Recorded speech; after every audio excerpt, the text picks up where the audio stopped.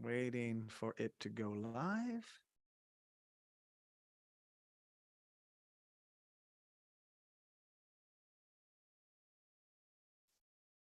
All right. I think we are set here. Can you hear me okay? Say again.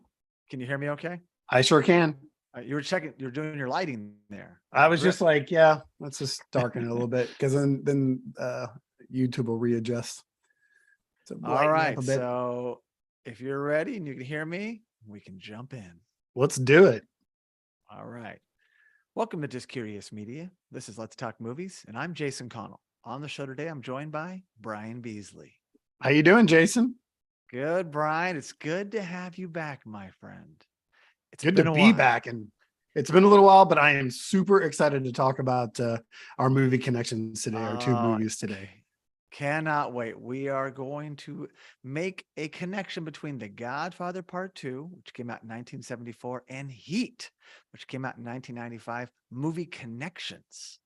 And before we get into it, and even the connection that be, we have not had an episode of Let's Talk Movies, meaning me, but Just Curious Media has not had an episode since late August. I believe it's Welcome August 31st, back. and you were, thank you very much. And you were on that episode because this is like 3 parts, 3 movie connection episodes. But when I got home, after I saw you in LA, we recorded, then we moved. We purchased a house in New England and Rhode Island, and then the moving ensued, which is just like, wow, you haven't moved in a while. I have. I've moved cross country and then moved again. This is a permanent move. I am tired of moving. I don't blame you, man. Moving is not fun, but congratulations on the new house, my friend. Well, thank you very much. And then when I almost got back in studio, I got involved with the Mystic Film Festival as one of the directors, ran that, which is amazing. It taps back into my film festival roots. We'll talk about that more, but both with my fans, our fans, and you. But all that happened. And if that's not enough, Just Curious Media has launched a new podcast. The Doggone Podcast came out in November. More episodes to come. So we've had our hands full. I'm not making excuses, but and here we are. We're back, baby. This episode, we're back. Long overdue, and we've got more in the can. So look for more offerings coming from Let's Talk Movies. But today, what are we talking about today? We're going to break down these 2 iconic movies directed by legendary directors. Yeah, you want to say big time. Francis Ford Coppola and Michael Mann. Doesn't get any better. Huge. And the connection between the 2 movies I just said, The Godfather Part 2 and Heat, and the fact that Al Pacino and Robert De Niro play leading roles in each film. And that's what we're going to delve into. That's the big movie connection, everybody. Yeah, everybody knows it. Big surprise. Big connection. Big surprise, guys. If you're a cinephile, you know all about this. But hey, we want to have fun with it and break it down like we have on previous movie connection episodes. But in this one, The Godfather Part 2 comes out in 1974.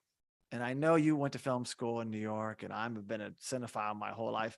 This movie is truly iconic. You can watch legendary. it. I think you watched it yesterday. I did. You know, I enjoyed watch it thoroughly. all the time. It holds up as good as it gets. Now, I know there's always a debate. Oh, what sequel's better than the original? And everyone might raise their hand and say Godfather Part 2. And I would just say, pump the brakes. We don't need to say better than. How about equal to? Because I can't diminish the first one. I would say there's not a better 1-2 punch out there in existence than The Godfather Part 2. I know people want to get all like, oh, T2 is better than Terminator. Well, first of all, not true. But this one, I don't think it's better. It's not trying to be the same. And I think that's where it wins on the story, the way it breaks into 2 different stories, which we'll get into because it deals with our characters. And let's just dive into that. I mean, so those who don't know, this is the saga of the Corleone family that brought to life by Francis Ford Coppola, written by Mario Puzo. And it's an amazing tale. I mean, the third one, I can enjoy it more now. They also re-edited it. It has its moments. It has its moments, but these 2 incredible. We also did a documentary I produced with Albert Ruddy, who produced The Godfather. It was great to hear tales from him about it. So I feel like I'm pretty well versed, but we're just kind of popping in here and just talking about our characters because Brian, Al Pacino and Robert De Niro were both in this movie, but what did they not do together? They did not star. There's no scene with the two of them together. No, nope. No. The whole, I mean, and the idea, of course, Coppola's idea and Puzo's idea was to show the rise of the family, and then also at the same time show the demise of the family. And you've got a father and son, basically at the same age, kind of doing what they can for their families. Robert De Niro plays the Vito Corleone character, who of course was played by Marlon Brando in the first movie. And we see him as a kid coming over to Ellis Island, and then eventually De Niro takes over the part. And it's back in the 1910s to be. I think it's 1917 exactly. And then we jump forward and we see Michael Corleone played by Al Pacino in 1958, and kind of like where he's taken the family. You know, there's this early on, there's this amazing fade that goes from young Vito Corleone sitting in quarantine, basically because he has smallpox at Ellis Island.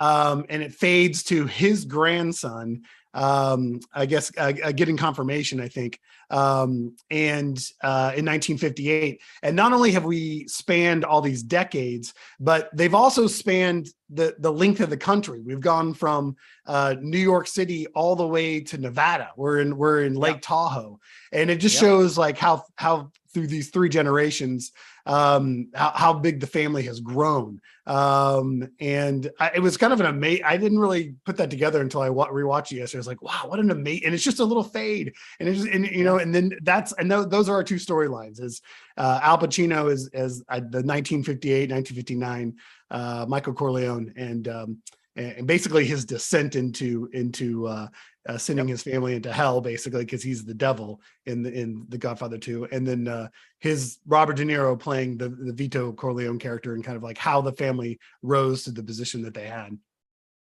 I should cue the music here and look at. Oh, let's do it. Boom. There it is.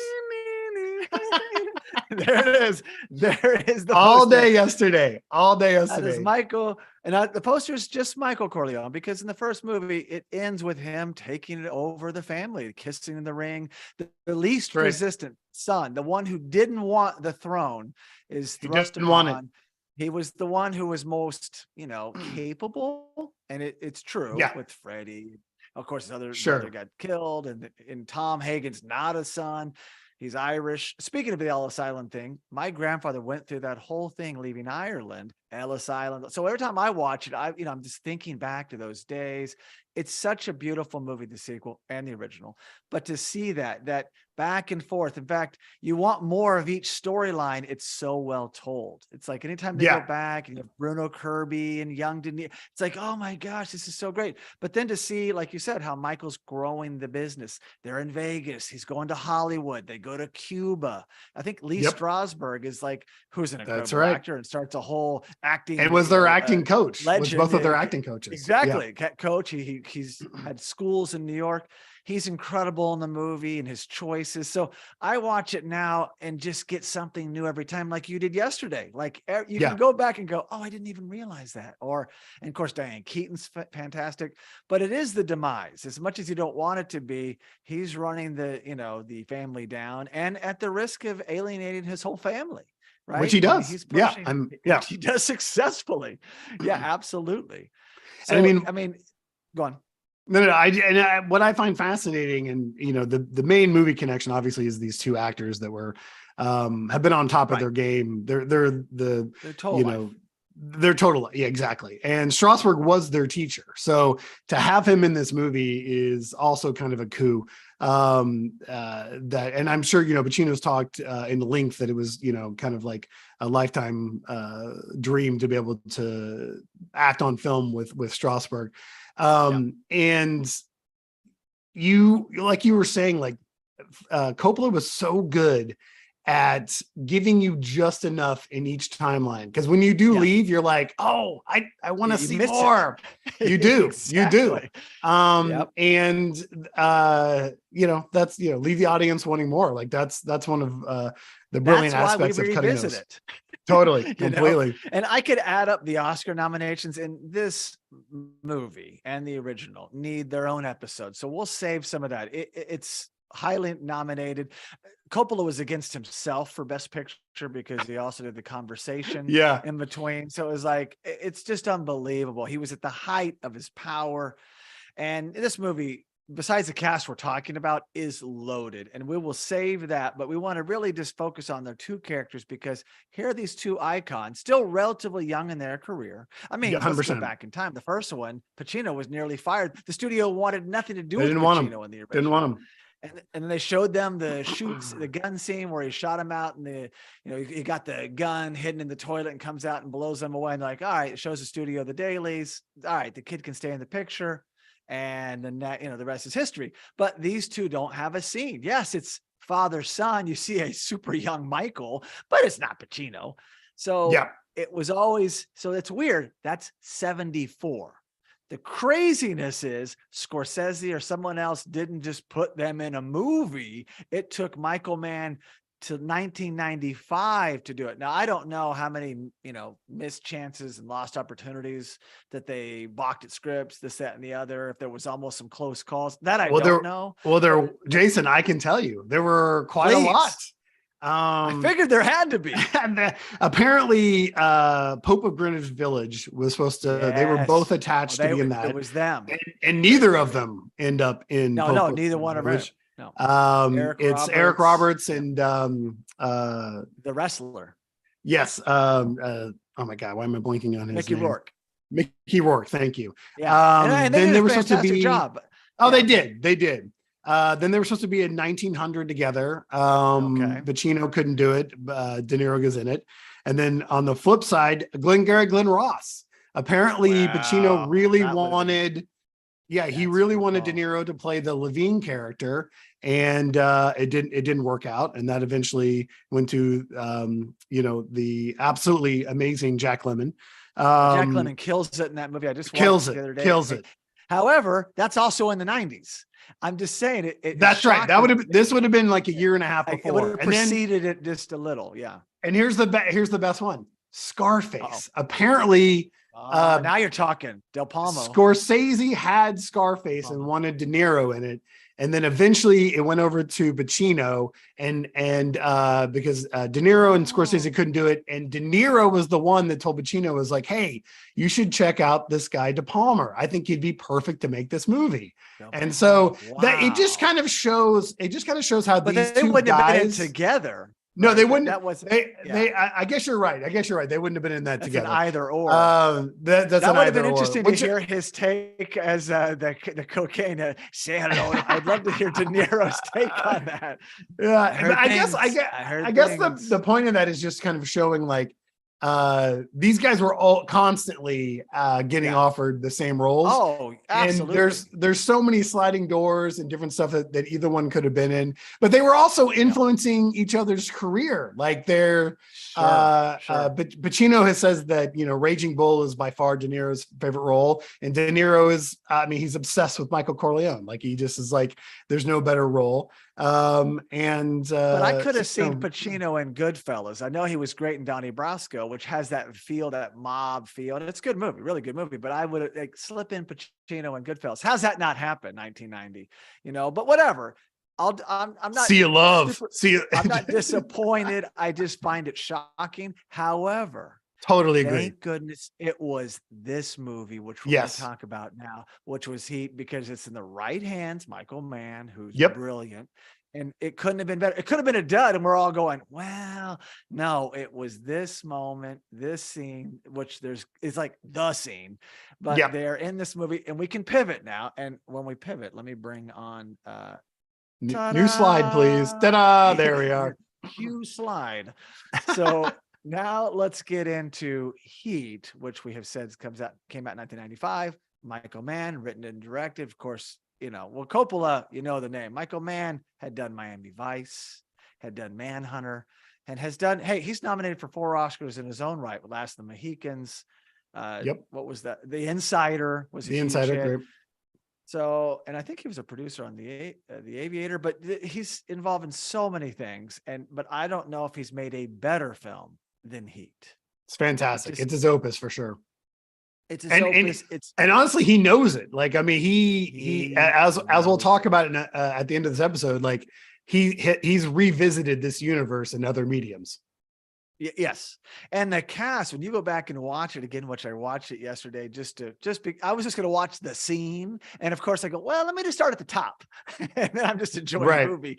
But you see other actors, a lot of young actors, talent that went on to have great careers besides our 2 heroes. Totally. It's like, oh my God. And can I just say, Jon Voight, amazing in this role. So good.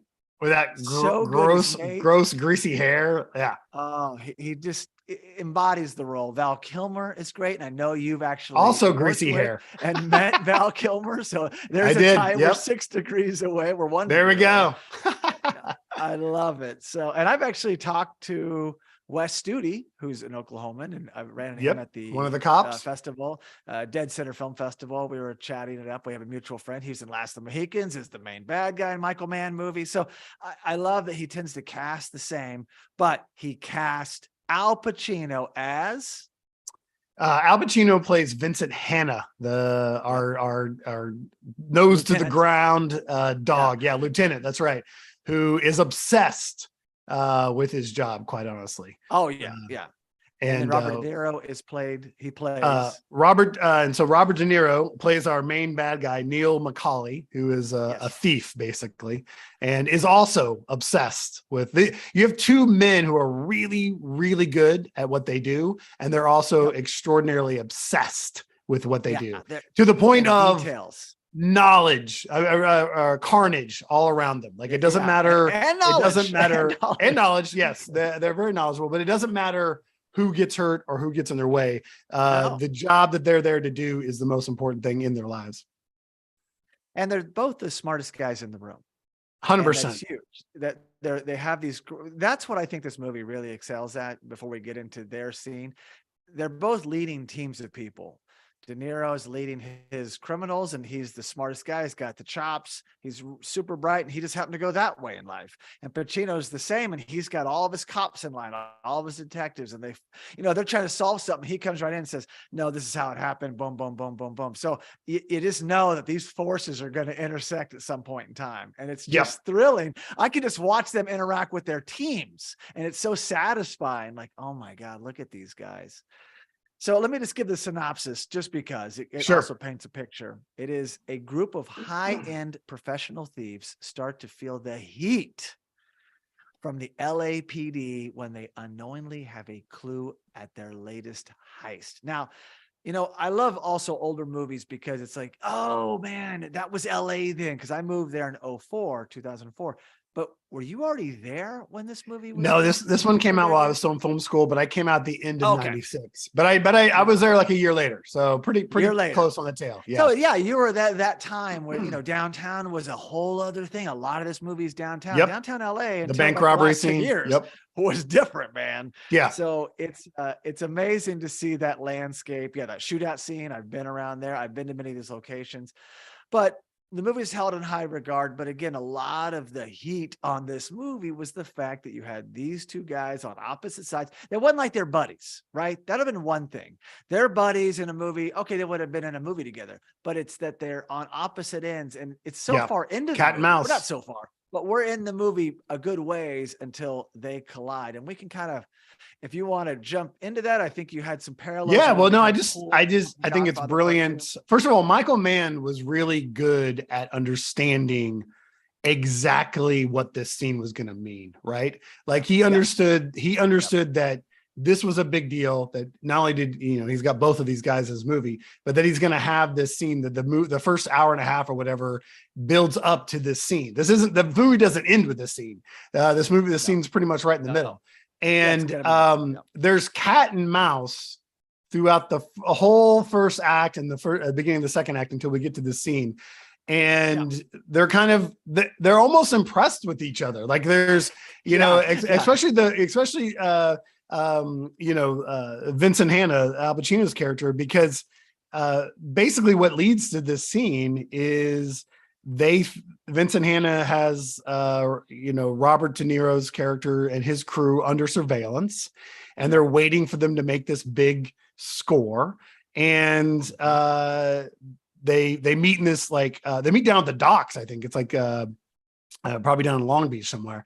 And then they disperse. And then Robert De Niro, Pacino's, Hannah's, the cops come in and they're like looking around. They're like, why did they meet here? And then it kind of dawns on Hannah that they're under surveillance. Robert De Niro and barrel. That's right. Robert De Niro and his crew are now taking photos of them. And that's right when such an amazing scene, it really is, and it's also amazing realization, right? And at that moment, it sets the seed of for Hannah to be like, all right, I got to meet this guy. Like this guy is working. Yeah, he's working on a different level. It's and like now that he Unbreakable. You have one guy who can never get killed in Mr. Glass. They are on opposite sides, and polar opposites. I want to meet him.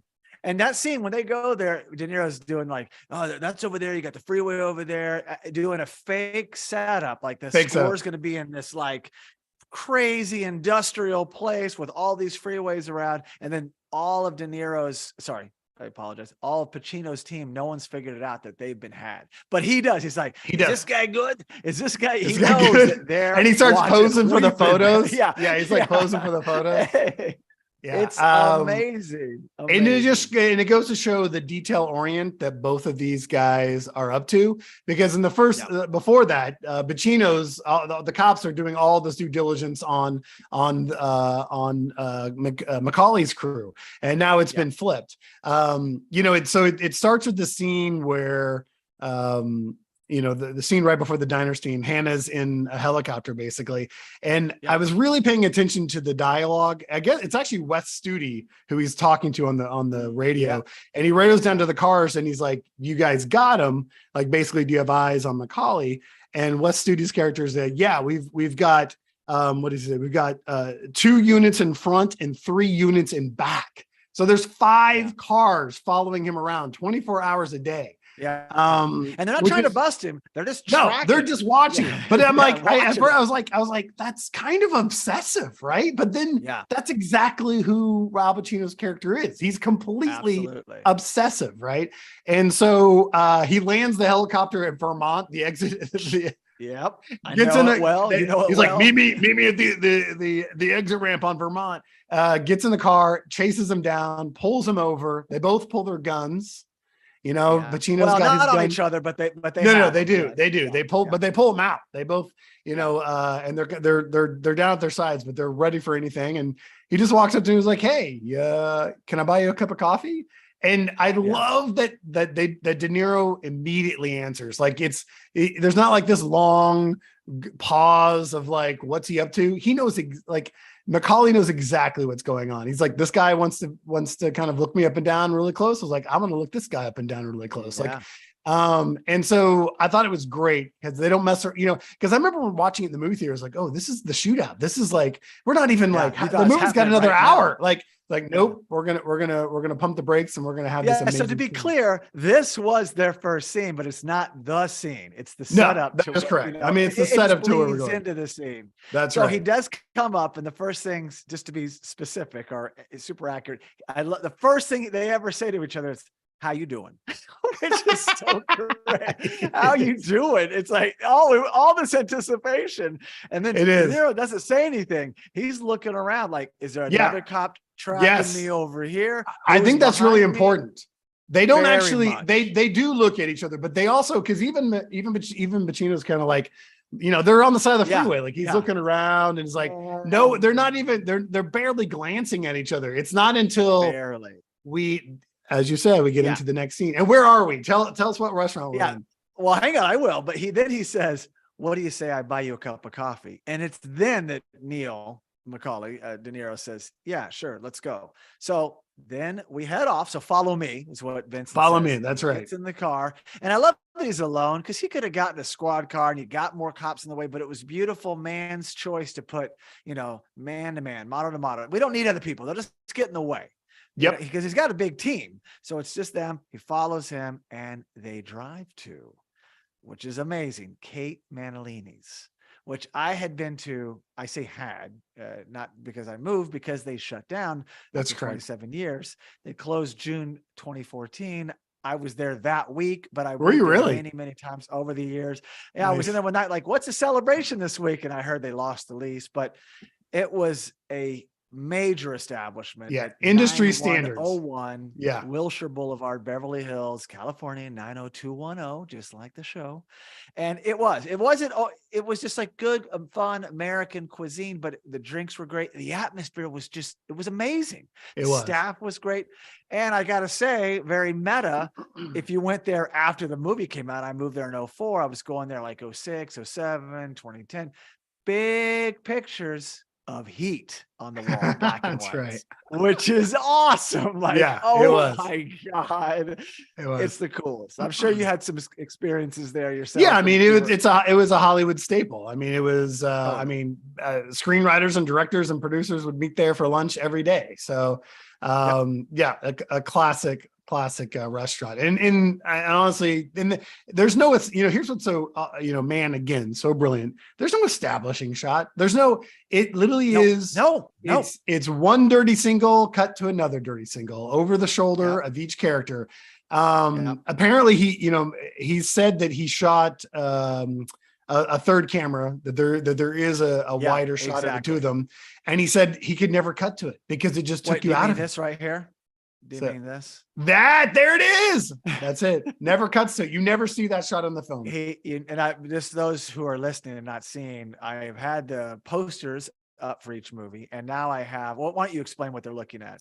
Right. Yeah, basically, you're looking at the two shot, and we've got Pacino to the frame left and De Niro frame right, and you can see the kitchen back behind them. And but the point is that you can see both of their faces in the shot. It was a good choice. It was a good choice. You get them and they're in the same room. This isn't one of those things where it's like, hey, he was in a different state. No, that's not. Oddly enough, and did you ever hear this? Like this movie came out kind of when the internet was on the rise, but this was actually a pre-internet rumor that they weren't in the scene together. Did you ever hear that? I heard that rumor, but never bought it. And then I've heard my talk. It's complete garbage. That myth. Like, he literally says it's complete nonsense. That's what he says. They have too much respect for one another. That's but you can see the other one, even though it's over the shoulder. You can see them. You can see it in the shot. And the other thing that I didn't know until recently was he just ran those three cameras, and what you see is a whole take. It's one take. Take 11, apparently. Yeah, take 11. Yep. In fact, just to go back 1 second before we come back, let's look at the man himself. There's Michael Mann with them, with our actors. There he is. Working it out, talking about shot 11 coming up. That's right. Take 11. Take 11. I'll go back because this is great. So here we are. And so we've met on the freeway, two smartest guys in the room, and they have this conversation. And it's really, I mean, in all intents and purposes, Brian, they're just filling each other out. Can they glean anything from one another that they could use in the future, because they're on a path to meet again? That's just this movie and their lives. And so although I wrote a lot of the dialogue down, we're not going to do it verbatim, but we will we'll focus on the certain things, the bigger things. But it's like they start with Vincent's kind of saying, hey, he's kind of recapping his rap sheet. His rap sheet. And so we're learning, like, wow, you were there for a while there, and you kind of feeling him out. And I love his response. And I didn't know what a penologist was. No, I had to look it up too. It's the study of criminal law and punishment, i.e., like he's basically, because he keeps naming all these prisons, and he's like, "What do you study in prisons? You want?" Because he asks him, and that's their banter, though. Which is great. It is, and honestly, what it is it's Pacino like, I know everything about you, and De Niro's like, cut the bullshit. Yeah, I already know this. Like, of course you've done your homework. Like why are we really here? You know what I'm saying? And it's fantastic because then, of course, he asked him the real question. He's like, are you looking to go back? Like, are you one of these guys that wants to go back to prison? Because there are those people, and he says that, right? They're institutionalized. They're institutionalized. Like, I'm just gonna, some crews he's run into just are trying to go back, but then De Niro that eventually leads to like, he's not going back. I'll never go back. And I want you to give us the line that leads to his code, right? He has a criminal code which he lives by. Yes. Well, before we get there, which I think you're right, we will. But I love that he's like, what's he say? I do what I do best. I take scores. You do what you do best. Trying to stop guys like me. That's them. That's everything. That's not what you were asking about, but I want to do that first because we're going chronologically. And that sums these guys up. I'm the best at what I do. You're the best at what you do. Who's going to win this? Right. And before we go further, I got to ask you, Brian, who are you rooting for in this movie? That's a great question. Great question. I mean, I guess you're rooting. You're rooting for for Vincent Hanna a little bit, just because you're on the other side. We've seen his life. We've seen his life. Well, his life is garbage, and we'll talk about that in a minute. But Macaulay's, they killed 4 cops, right off the bat. Now I know that wasn't the plan. Waingro, no, it was not the plan. But and this goes into going back to The Godfather 2, another connection.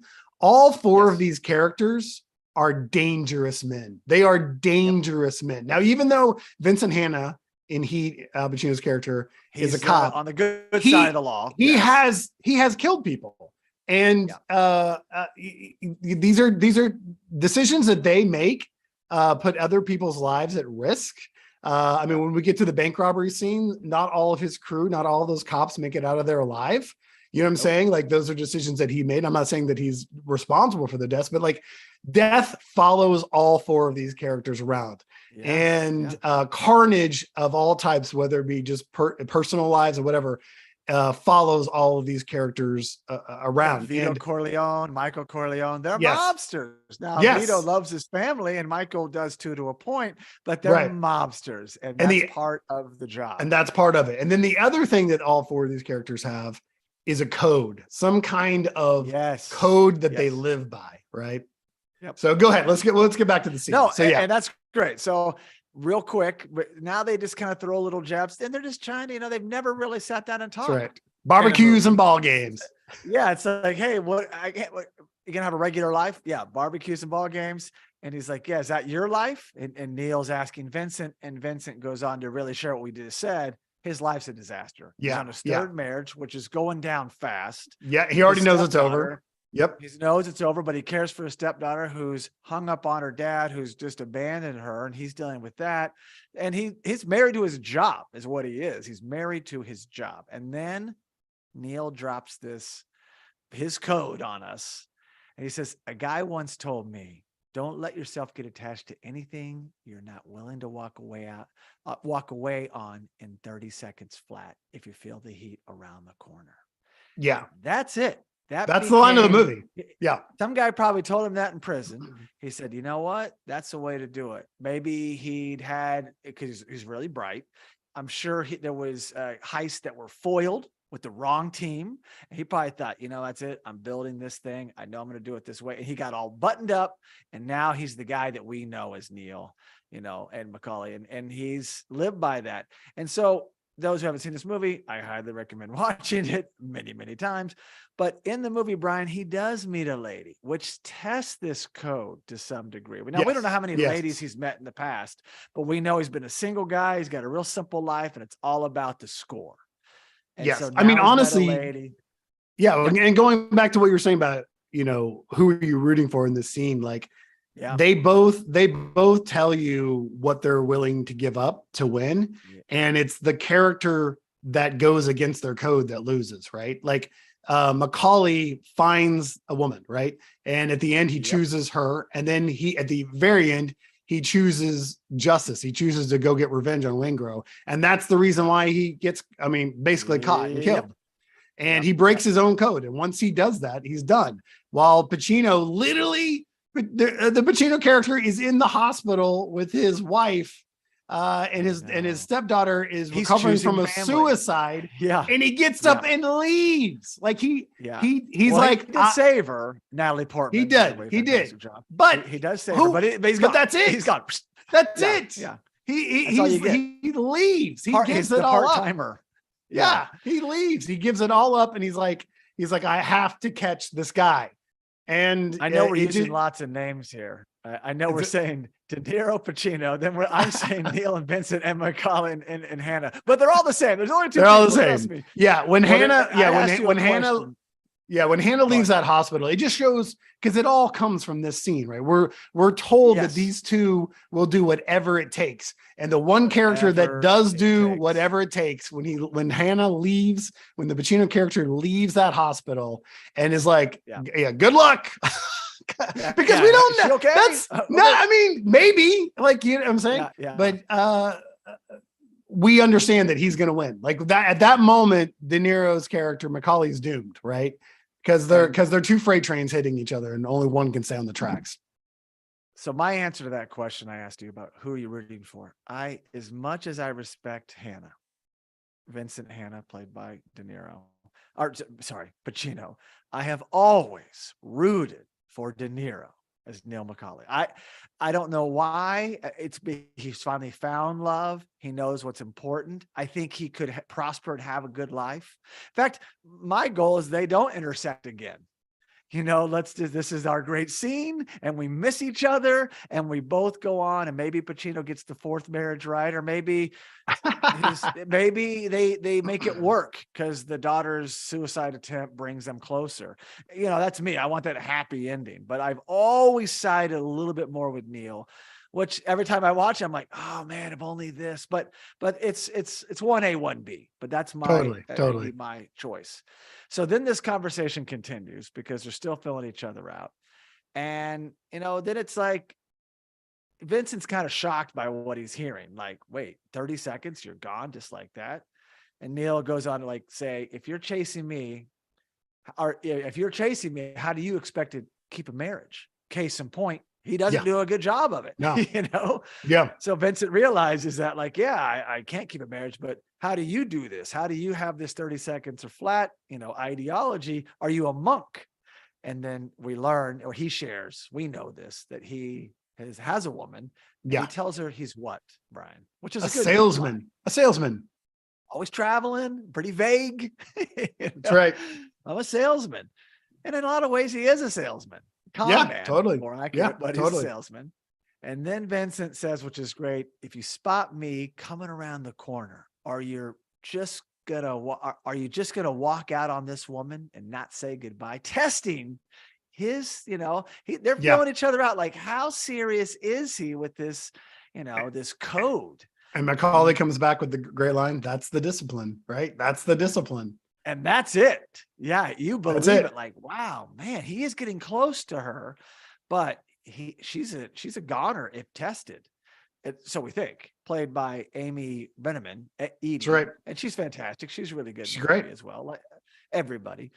So yeah, I love that he said, and they both kind of neither don't know how to do anything else. That's all they want to do. It's all they can do, want to do, and they're not getting out of their collective business. You do this, I do this. I love it. It's like these are the best around, and cue Karate Kid song. But it's fantastic. It's like, it is. Wow, they're really playing chess with one another. And then it gets into something I know you talked about before we came on, the dreams. And I also call them the nightmares, but please shed light on. Well, no, I mean, I think this is the biggest, this is who they really are, right? Like this is what drives both of them. Vincent Hannah talks about how, basically all the dead bodies that he finds are, they're all kind of looking at him with these black eyes, and he calls them balloon people, because they've, he hasn't found them for weeks and they're bloated. And it's a very visual description of what and basically he's facing these victims. And what's important about this is that he's talking about, this is what drives me, right? Like, why is my personal life in shambles? It's because when I find these victims, I have to get them justice, right? Now, the hypocrisy in that, the problem with that is that he lays waste to the rest of the people in his life for these dead people, these victims. There's a scene in the movie later when Waingro turns out to kind of be like a serial killer, where it's kind of an odd subplot. And he kills this prostitute. He's the Grim Reaper. The Grim Reaper. That's right. And for some reason, Vincent Hanna shows up right onto the crime scene, and the mother of the prostitute is there, and he like hugs her and like delivers this line. Exactly. And you're like, you know what he never does in the movie? He never does that with his stepdaughter. He never does that with his wife. You know what I'm saying? Like, so he does have the ability for these emotions, but it's for strangers. He's got the compassion. Absolutely. The compassion. Absolutely. Exactly. And I love how Neil's like, well, what do they say? And he's like, they don't say anything. Nothing. And he's like, and he just goes, no talk. He literally just goes, no talk. I was like, no, they don't talk, because they don't have to. You know what I'm saying? Like their presence is talk enough. And then of course, Neil goes on with his about drowning, and Vincent's just like, do you know what that means? And he's like, yeah, it means I'm running out of time. I don't have enough time. And there's something to, because these men are both very detail oriented. Earlier on in the movie, Neil gets a bad feeling about a score, and he's right, and they walk away. They just walk away from the score, and he's right, because Vincent's people are watching them, but it's all about timing, right? It's all about timing, and he knew the time wasn't right. So there's a lot of like, even in his scores, figuring out the right time and where things need to be, and everything needs to be in its proper place. And that's why he won't let people in, right? Because he feels that any of those people around him, besides his crew, they're the water, right? They're the ones that are going to make him drown, and he doesn't have enough time. So I found it very interesting, and I love that Vincent. This scene starts on Pacino. It starts on the close the close up. The dirty single of Pacino. And he's the one that drives the conversation. Like, he's the one that shares his marriages. He's the one that shares his dream first. And Neil is always like, okay, you gave me, there's a chess match, right? You gave me one piece. Well, Neil's very quiet, like Vito Corleone. Oh, 100%. De Niro's character 100%. Is quiet, more reserved, and Pacino can be hoo-ah. He can be that guy. That's right. In both movies, and he definitely shines that. So he's got to lead the conversation. Although there is no conversation. Yeah, and there's an Nero's aspect. Much. You're totally right. Neil McCauley and Vito Corleone, the younger version of himself, they're listeners. They're listening. They're men of action, right? But like, I mean, so much so with Vito Corleone that when his mother takes him to the local Don who wants to have him killed, she literally says he never speaks anything. He's dim-witted, but he's not dim-witted. He's actually extraordinarily smart. He knows to keep his mouth shut and to listen and to look and to watch. And it's exactly how he rises, even in his own little friend group. Like when we first see him, the other guys are kind of movers and shakers, and he's just kind of like, but he's observing everything, and he knows how to take advantage of different things because he's smarter than everybody else. So Neil's the same way. He knows he's just going to sit there and he's like, okay, you gave me a little bit, I'll give you a little bit, but I'm not going to talk on this. I'll match you there, and I'll stop it right there. You'll share your dream, I'll share mine. And exactly. He'll go tit for tat because there's that mutual respect. And they've never met this guy before. They've never met this type of person. They've never sat down and faced their equal, I would say. That's gunning for them. Both sides. It's extraordinary is what it is. Again, capable hands, not even capable, extraordinary hands in Michael Mann's. Not many directors could have pulled. There are some, but not many could have pulled this off. Right. Well, I mean, he was. Yeah, and he was brilliant to take 11. Like he was brilliant to understand to that keep going. we're not cutting. This is theater, right? Like these guys are in a play. They're in their characters, and whatever they do, they're going to go with it, right? And then of course this leads to the ultimatum of the scene, right? Well, so this is a bigger dialogue. We actually wrote it down. Since you have favored Vincent and I have favored Neil, why don't you read Vincent's next line and I'll read Neil's? Because so I mean, he basically, winds down. Yeah, we've learned as much as we're going to learn from each other. So Vincent basically, he throws the gauntlet. If I'm there and I got to put you away, I won't like it, but I'll tell you, if it's between you and some poor bastard whose wife's going to turn into a widow, brother, you are going down. Yeah, and I took some out, but just streamlined it. But that's it. He's laying it down. If this happens, I'm not going to hold back. And Neil responds. It's like, yeah, it's good. We're sitting down, and then he gets into it. There's a flip side to that coin. What if you do got me boxed in, and I got to put you down? Because no matter what, you will not get in my way. I will not hesitate, not for a second.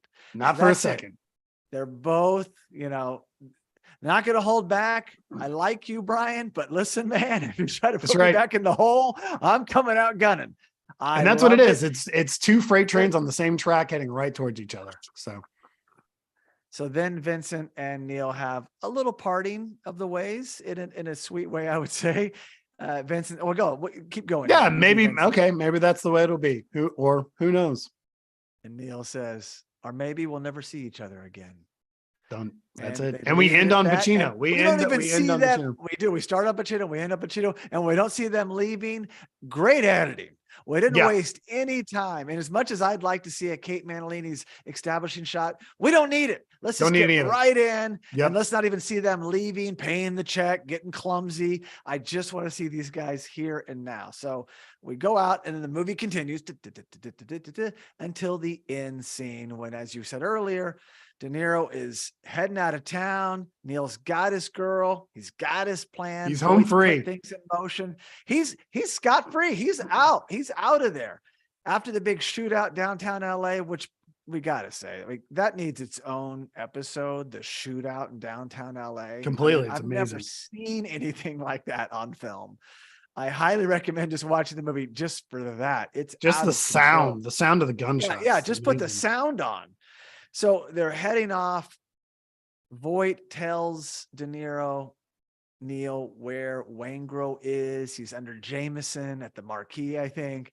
And last second does a freeway. And then, U-turn. He's like, U-turn to his death, to his demise. Time? Yeah, there's time.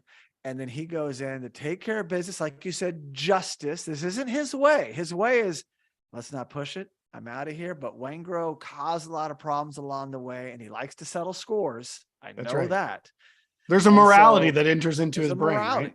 Absolutely. Yeah. You let us down in more ways than one, and I'm coming after you. So he gets his guy, pulls the fire alarm. These are great sequences. De Niro is in play. Pacino gets the heads up, heads over. He knows. He just hears there's commotion, and he's been spotted. Waingro is been dead. He's been killed. But essentially, Brian, Neil's coda is put to the test here. He comes running out. Well, set the stage here. Yeah, so they're basically, he comes running out of the hotel. He's about to get into the car with Amy, and then he looks to his right, and there's Pacino coming down and there's fire trucks because he pulled that fire alarm. So the whole hotel is exiting. Everyone in the hotel's exiting. There's all these fire trucks, and you see Pacino just hustling towards him, and he looks at Amy Brennan, and then he just takes a few steps backwards, and she's like, where the fuck are you going? Remember, she gets out of the car. She's out of the car. She's like, what's going on? Like, where are you going? Pacino runs by her, but he doesn't know her and doesn't care about her. Yeah, that's it. That was his test. He could have went at him and shooting and caused more problems, but it was like, I'm out. I gotta go.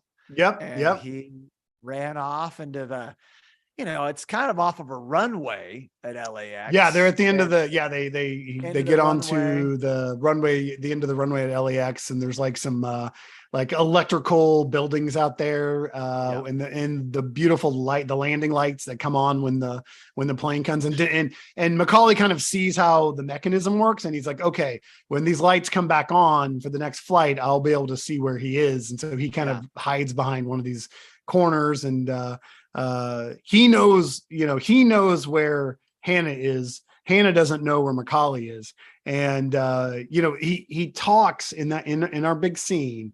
Macaulay talks about like he won't waste a second. He won't hesitate. But that's exactly what he does. When he comes out from behind that building and the lights turn on, his shadow is what gives him away. Like Vincent Hanna sees the shadow on the ground and knows exactly where he is. But there is a hesitation. Like there's no reason for him to come around the corner like that. He could have just picked him off he could have just peeked around and shot him.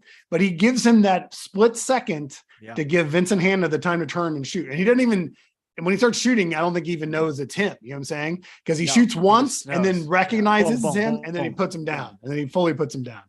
And De Niro said it earlier, you get me boxed in. Well, he came out ready to gun too, dead or alive. Oh no, totally. But it is interesting because I do feel like the Macaulay character, there is a split beat that he had the jump on the Hannah character, and he didn't take it.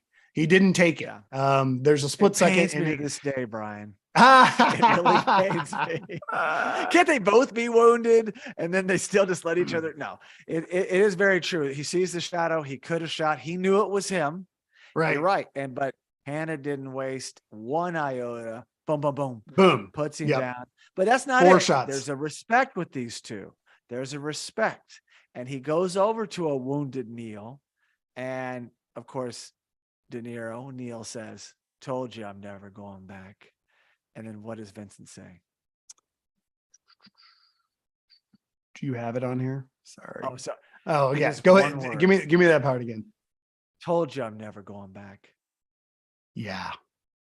And by the way, De Niro's like, bullet holes everywhere. He's holding on, and they hold hands. They hold hands. Yeah. For as long as De Niro's alive. And we hear an incredible song, one of my favorites back in the day by Moby, God Moving Over the Face of Waters. I love this song.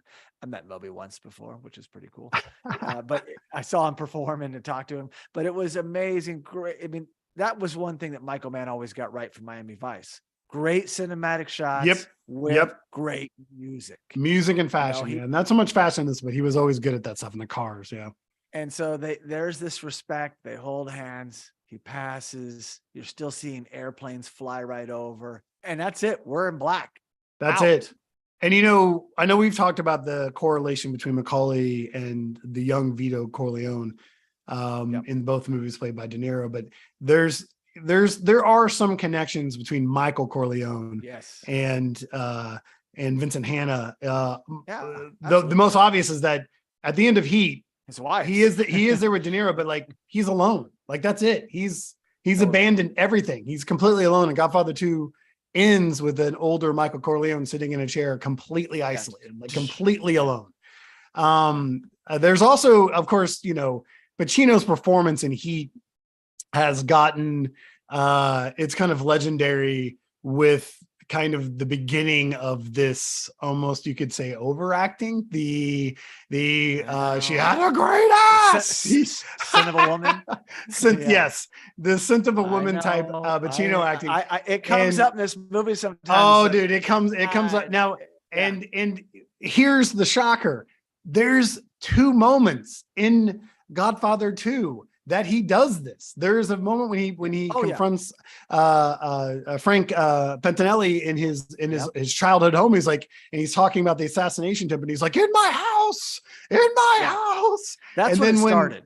It is. But but he's so subtle. Pacino is so subtle as Michael Corleone that I feel like those get kind of overlooked. Because then again, at the end, when Kay tells him that she got an abortion, that all of this must stop, that this evil, she wasn't going to bring another one of his sons into this world. And he's like, you will not take my children. And he hits her. I mean, that's when you really see how evil Michael Corleone is. And there is, you know, because Vincent Hanna is not Michael Corleone. Like, if Vincent Hanna has a moral compass, Michael Corleone, while he says he does things for his family, is just pure evil. But there is some of the acting, you could see there's little seeds from early Pacino that come into later Pacino, and his yelling and screaming. Now, here's something that I just recently learned. Did you know that in Heat, Vincent Hanna's character is supposed to be a cokehead? Did you know this? Well, no, but there's I don't scenes find it that too shocking, because and it makes sense. Yeah, it makes sense. And he's going all the time. He's not resting. They live in that kind of like house because it's his. But every time he starts, I feel it. Yes, and I feel like I feel like him at least not showing a little bit of that does a disservice to Pacino's performance in Heat, because it just gives you like, no wonder he's out of his Scarface. mind. He just fucking did a line of coke before he went into the way he kicks his television out on the set, he's all over the place. Because he's strung out, sleeping with somebody trying to watch TV. It does. I just figured he doesn't get a lot of sleep. He's probably drinking. He probably is hitting some stuff. I figured that's true. So I'm not shocked, but I wouldn't have minded. I'm not shocked. I would have loved. I mean, and it would have been very simple. Yes. I feel like I watched the movie again, knowing that knowledge, and I feel it just makes so many things make a little more sense. Totally. And earlier when you were saying Corleone or Corleone, either one, at the end, I did this. That was Vito in the first one. I thought you were going there for a second when he just falls over and dies and the kid's playing. But you were talking about Michael Corleone. Yeah, alone for sure. Now, in this movie, Hanna still has his team. That's his family. True. His other detectives. So he has that, right? And honestly, since we didn't get into it, De Niro's character, Chris is injured and he's lost his other team. He's down to one guy, and Voight's kind of like a helper, but not on the inside, more like a confidant and co-collab, another businessman. So he doesn't have a big team. He's shifting up, giving up the team for the girl. And it'll never get old, but I always want a different outcome. I'm not going to lie, which leads me to this next thing, this little nugget that came on my radar last summer. And I was going to read it. In fact, I was already thinking about doing an episode about it, but there is Heat 2, a novel by Michael Mann, co-written, and he makes no bones about it or apologies or, keep it a secret. They're making a movie. There's some sort of movie in the works, but this book it's like a prequel sequel. We get to know the characters better, and then we know Heat. And then you'll get to know who's alive after the fact. I am fascinated, but I have not read the book yet, Brian. I don't know how you feel about it. I haven't either. I love that the book came out. I haven't read it. I guess it's getting pretty good reviews, but I just love that it made Michael Mann like do all this press for the book, because he's talked about Heat incessantly, and it's been great to like get, a little inside baseball with him. Yeah, it came out August 9th, 2022. I've heard him interviewed a few times. You put one of his interviews on my radar. Yeah, it's like, it's 1995. It's Heat. It's time to talk about it. All these reboots and things. And I'm not saying reboot it or make a sequel that's cheesy. You can do it the right way. It's either him or the right director. But some of these characters are alive. I mean, Val Kilmer is alive at the end of the movie. I mean, Pacino, of course, he's alive and he's still acting in real life. So I am fascinated to see what they could do. You have Voight, unfortunately. I mean, I don't think De Niro made it. It didn't look very good with all the chest. Yeah, he got shot 4 times in the chest. They can't bring him back. But just that's the connection. That we'll stop it there because we could hypothesize about the future. But really, the joy of this was these 2 iconic movies, 2 legendary directors, and 2 legendary actors. Kind of playing in this sandbox for us to break down and enjoy. And in fact, I'm very close and drawn to Los Angeles, and a lot of movies over the years have not shot in LA, but they cheat LA. I love that Michael Mann does that. Collateral, he shot in Los Angeles, also a very good film. And he does that. And he really gets into he's showing trains in LA when no one even knew we had a subway system. That's right. That's true. But it's like he does that. And some of the locations, Brian, I've actually visited. I mean, Bob's Big Boy in Burbank is where Donald Breeden, they get their driver, played by Dennis. I don't think I knew that. Him and Bud Cort. I went there many times, and it's like, oh my God, I had no idea it was the one and the same from Heat, where they go slam Waingro's head on the dash. I think that's Johnny's restaurant over there by LACMA, not too far from you, actually. Yeah, right up the street. So many locations. Kate Manalini's, which we've already discussed, but it's like, and I love that he did a great job of a lot of the homes, even if it wasn't even that great of a home, the views. You see high views, freeway flow. It has an element, a character to it. Michael Mann is so good at that. He really captures LA beautifully. He makes it a character. He makes it a character, and I commend him. And I just really enjoyed this ride, and the fact that we got these two amazing actors together. Now, I didn't put this in my notes, but they've since made other movies together. They have, yes, yes. And I don't know if you're a fan of those. We don't have to get into it, but no, I mean, Scorsese got them for The Irishman, which I've watched. I love. Yeah, I've rewatched it. It could use an editor, but it definitely has its moment. It is long. It has a moment. And then there was another one called that's the best of them. That's the best. Yeah, they have a lot of fun in there. I mean, I wish that they'd made the movie 20 years earlier, but and then I think there's another one called Righteous Kill, which is absolutely Righteous horrible. Kill. And matter of fact, it goes to exactly what you were saying earlier about how great it is that they're on opposite sides and they're playing with each other, which really ups the stakes when they actually have the scene. Because in Righteous Kill, I don't even know. I think they're both cops. I don't even, but they're just partners, and they're just. But it could be anybody. Exactly. It could be anybody, and they're just There's no. And oddly enough, they don't even. I mean, I've seen a little bit of it. They don't even have any good chemistry. Like, it's just like, which is so shocking to say. And I was like, thank God they made Heat. Dude, it was totally, dude. Righteous Kill was a paycheck. It was a paycheck, is what it was. Yeah. The Irishman I really like. I mean, Pacino plays Hoffa, and right? Yep. The Irishman, but it's really well told. But again, it's years later. It's like, hey, cool. It's neat to see them in this at this stage. But Heat was, top of their game, man. Yeah, it really is. Of their game, revisit it, and I can't sell it short. Godfather Part 2, one of the greatest movies in the history of movies. Yes. So we were in good company today, my friend, I have to say. I couldn't wait to do this podcast. No, tons of fun. I made you wait 4 months, so well worth it. So without further ado, please enjoy The Godfather Part 2 and Heat.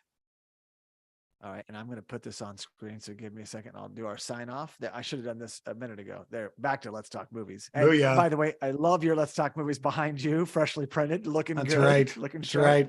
I'm part of the show.